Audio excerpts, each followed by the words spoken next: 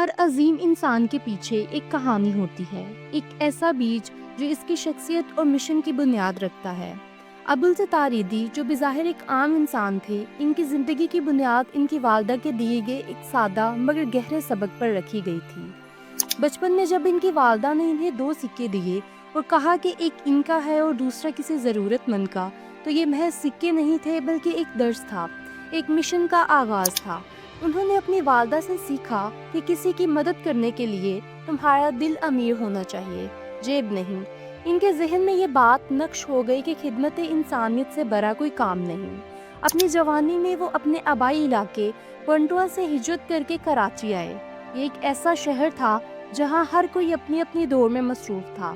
یہاں آنے کے بعد انہوں نے ایک چھوٹی سی دکان نما کلینک کھولی۔ اس کا مقصد صرف پیسے کمانا نہیں تھا بلکہ لوگوں کو دکھ بانٹنا تھا۔ وہ ہر آنے والے کی مدد کرتے، چاہے وہ علاج کے پیسے دے پائے یا نہیں۔ ایک روز ایک لاچار عورت اپنے بیمار بچوں کی دعا کے لیے ان کے پاس آئی اور مدد کی درخواست کی۔ ایدھی نے فوراً ان کی مدد کی، اپنی جیب سے پیسے نکال کر اسے تھما دیے۔ پاس کھڑے شخص نے طنز کیا کہ تم ایسے سب کو دیتے رہو گے تو اپنا کلینک کیسے چلاؤ گے؟ ایدھی نے مسکرا کر جواب دیا کہ میں کاروبار نہیں، انسانیت کی مدد کر رہا ہوں۔ میری کمائی صرف پیسہ نہیں، ان لوگوں کی دعائیں ہیں۔ یہ وہ جذبہ تھا جس نے انہیں اپنی راہ پر قائم رکھا، لوگوں کی تنقید سے بے پرواہ ہو کر۔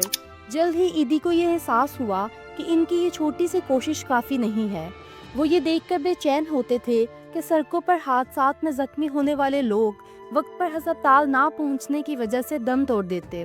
انہوں نے ایک ایمبولینس خریدنے کا خواب دیکھا، لیکن اس کے لیے پیسے نہیں تھے۔ انہوں نے سڑکوں کے کناروں پر ایک ٹوکری رکھ کر لوگوں سے چندہ مانگنا شروع کیا۔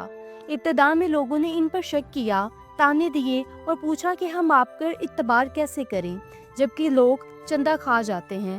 اس پر ایدھی نے نہایت عاجزی اور پختگی سے جواب دیا کہ آپ مجھ پر نہیں، انسانیت پر اعتبار کریں۔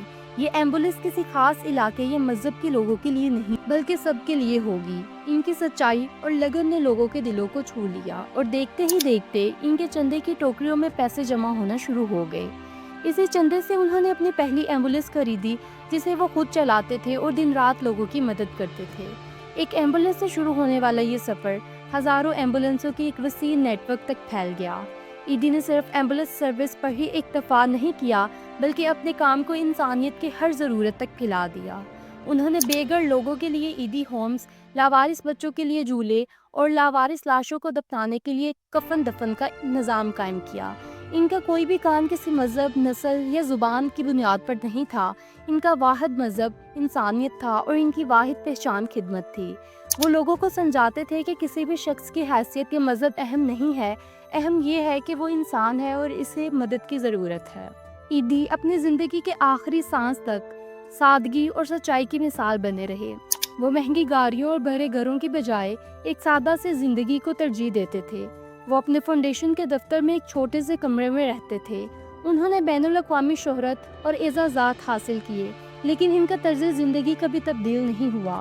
ان کا یہ یقین تھا کہ وہ کچھ بھی کر رہے ہیں، وہ اپنے رب کو خوش کرنے کے لیے کر رہے ہیں، اور ان کی محنت کا پھل لوگوں کی دعائیں اور دلوں میں عزت ہے۔ آج عبدالستار ایدھی ہمارے درمیان نہیں ہے، لیکن ان کا لگایا ہوا یہ پودا ایک تناور درخت بن چکا ہے۔ ان کا دیا ہوا یہ پیغام، یہ رستہ اور یہ محبت آج بھی ہمارے درمیان زندہ ہے۔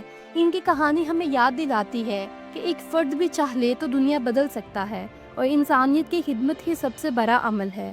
ان کا مشن اور ان کی میراث ہمیشہ زندہ رہے گی۔